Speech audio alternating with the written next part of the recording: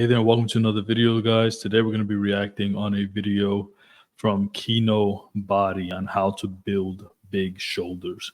So let's see what his take is on this. I definitely have my own philosophy. I've primarily trained, shoulders at least lightly, at least 3 times a week, and then one day of those 3 days, I train them obviously intensely. So let's see what he says. And by the way, anyone that's giving you advice, I recommend that if you're natural, then just try to listen to people who are actually natural, because they're going to give you more in the field examples and philosophies and teaching. So they're going to teach you things that actually work for natural people. The issue with a lot of people who take steroids is they completely forget what it was like to be natural. So they're doing 2-3 hour workouts. Like, if anyone who's natural can recover from that, it's basically impossible. You're not going to recover from that. So my recommendation is to take advice from natural people, because they're going to be able to give you information that is actually useful to you and make sure that it keeps you as safe as possible. So let's get started with the video.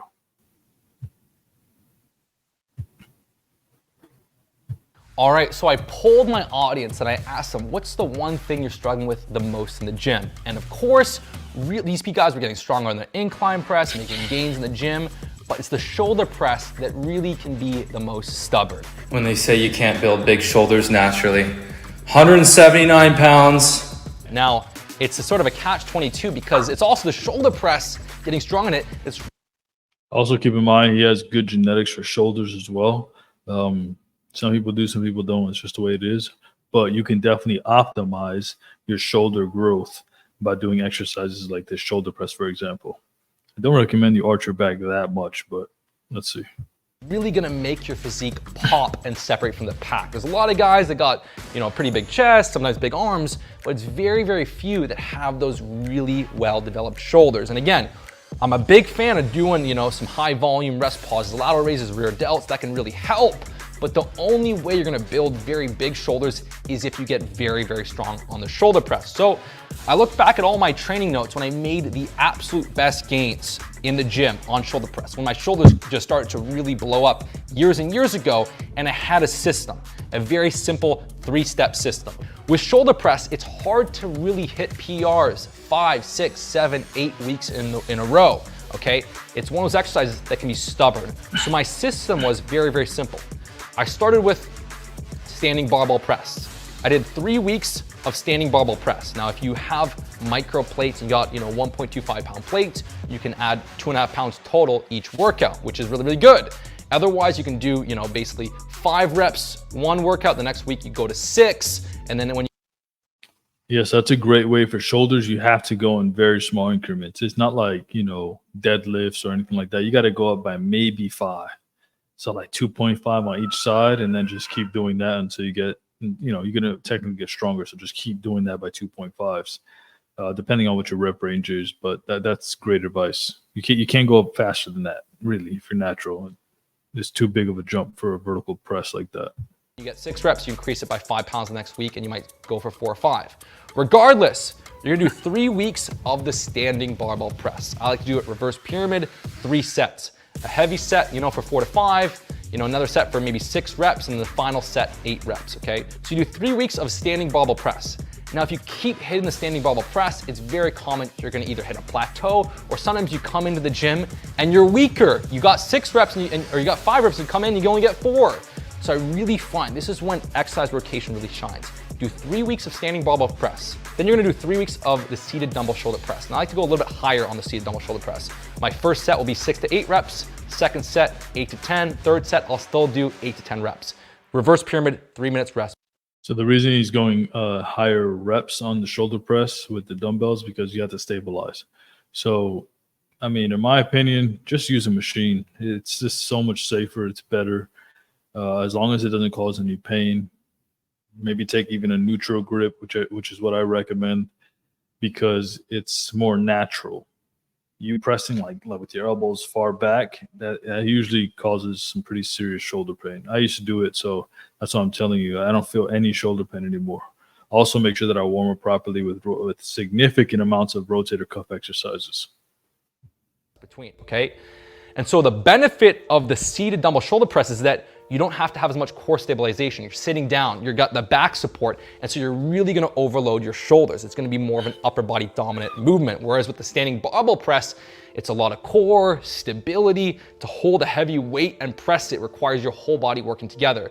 So with the seated version, you're really just able to really strengthen and build, the pressing muscles. Now, after doing 3 weeks of that, it's not enough to come back to the standing press. I've done that, but what worked way, way better was then doing 3 weeks of a standing one-arm dumbbell press. And this is really gonna overload the core. You have to have a super strong core.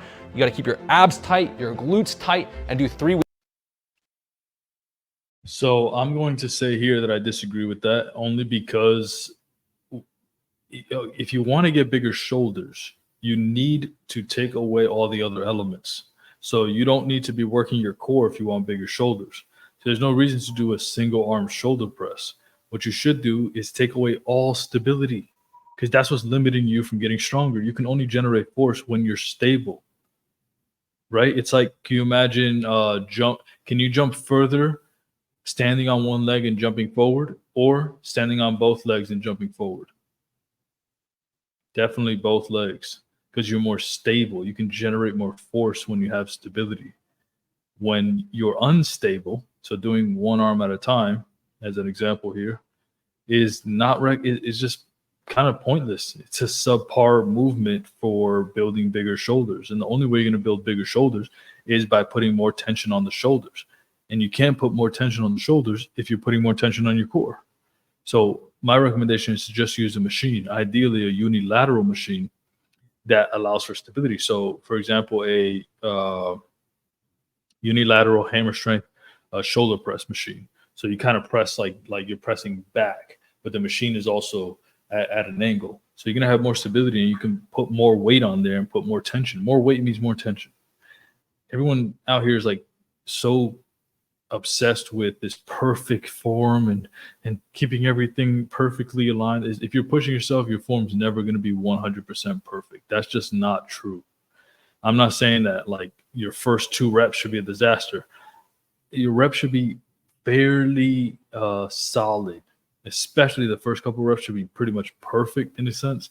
But the last couple reps, if you're really pushing yourself, is not going to be perfect. It's a lie. So let's keep watching.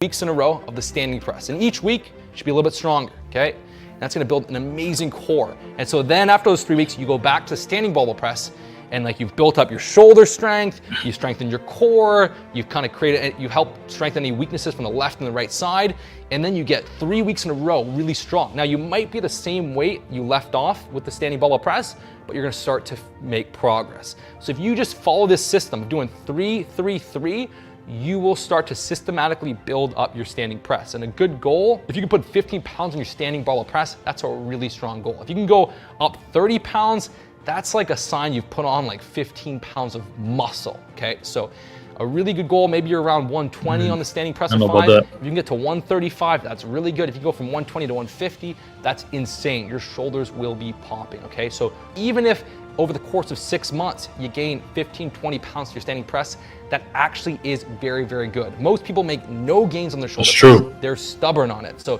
if you can just get stronger, that's a very good sign. Now, the last thing I'll say is that I also recommend you need to work with your body. So there's certain movements that you're gonna feel like you make really, really good progress on, and certain exercises that you're very stubborn on. So I really like the standing barbell press when I was building up to about my body weight for 5, 6 reps. Once I got to that level, the amount of core strain that there is and tightness and how neurally fatiguing it is, I don't do it as often. I actually prefer the seated dumbbell shoulder press, but it's also important to find out what exercise are you able to make the best gains on. If you're super stubborn on a movement, my belief isn't that you should just really focus on that weakness. My belief is that do the exercise that you can get very, very strong on, and that's gonna allow you to gain the most muscle. Because if you gain 20 pounds to a lift, you're gonna gain a lot of muscle. If you don't gain anything on it, there's no reason, no signal for your body to really produce muscle. And so another strategy to get strong on, again, the overhead press is one of the best exercises to build strength on is the weighted dip.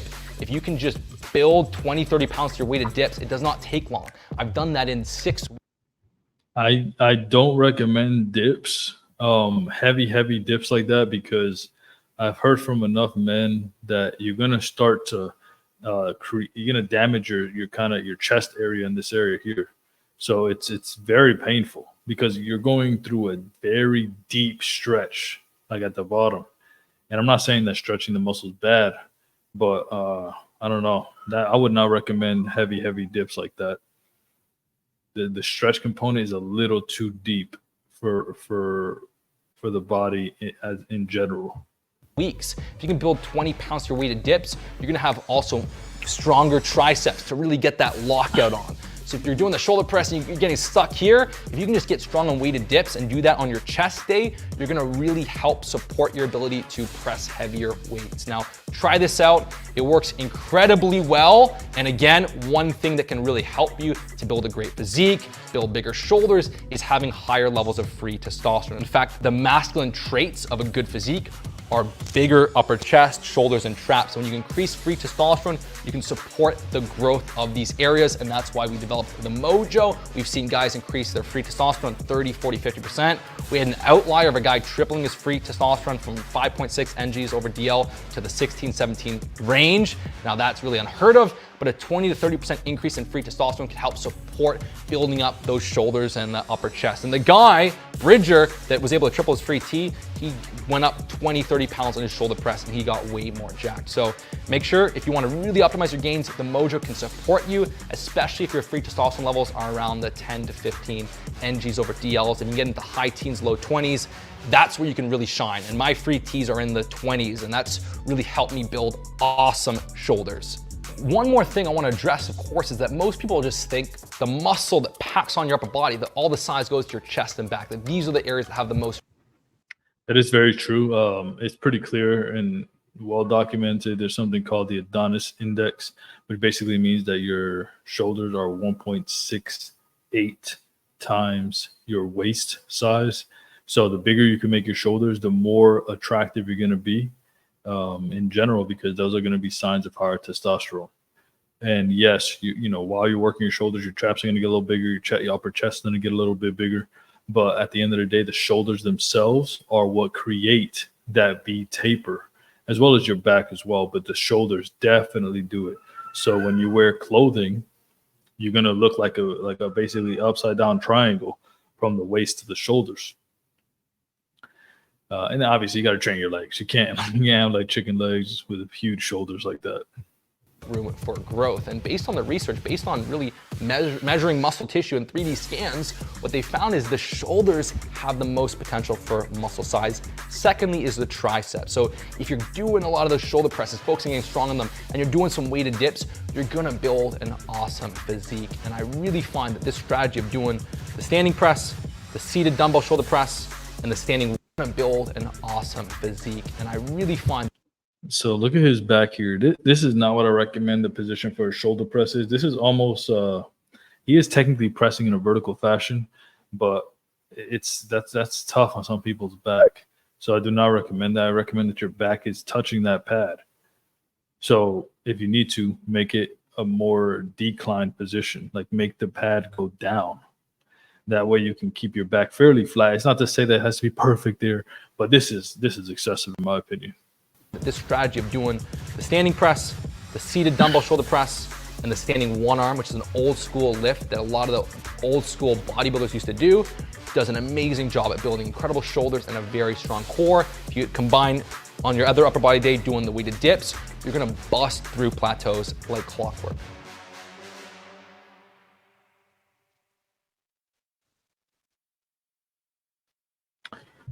All right, guys. So that's the video. So like I said from the beginning, all the components that he's referring to, you can easily get through using a machine. So basically, first one, you have the barbell press. The barbell press is great because that's the one that you're going to be able, for most people, go up pretty high and need good core strength, but you don't really need core strength if you want to be able to build bigger shoulders. Will it make you more functional? Of course it will. But the title of the video was how do you get big shoulders? And that's really how you get the biggest shoulders. By using a machine, something that allows for stability, so you can generate more force and build more muscle. So I'm going up way more than I did with a barbell. mainly because the machine takes away the stability component. Now, I do train stability once a month for a week. I use free weights, just purely free weights. And I used to use free weights for everything. I never used machines for years. And then I started to get like little pains in my shoulders and my neck and my back. It was just unnecessary. And I was making progress. Don't get me wrong. I was doing, solid. I got to like 185 for like 5, I think, on the shoulder press, the barbell shoulder press. But my joints were killing me. And I was trying to use as good a form as possible. I tried to use some elbow pads or elbow sleeves and wrist sleeves. It was so unnecessary.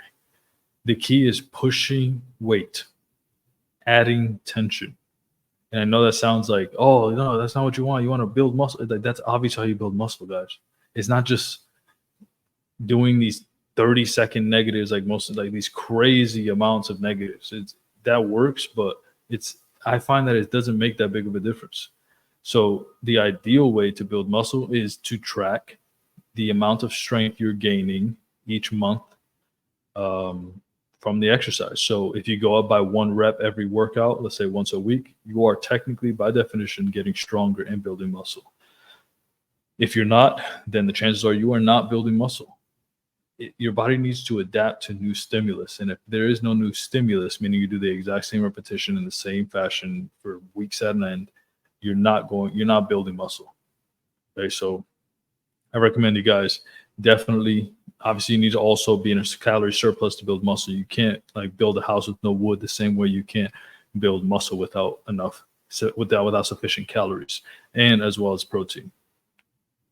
So I hope you guys found this video helpful. If you have any questions or if you agree or disagree, comment down below, like the video, and make sure to subscribe. I will see you guys in the next one. Bye.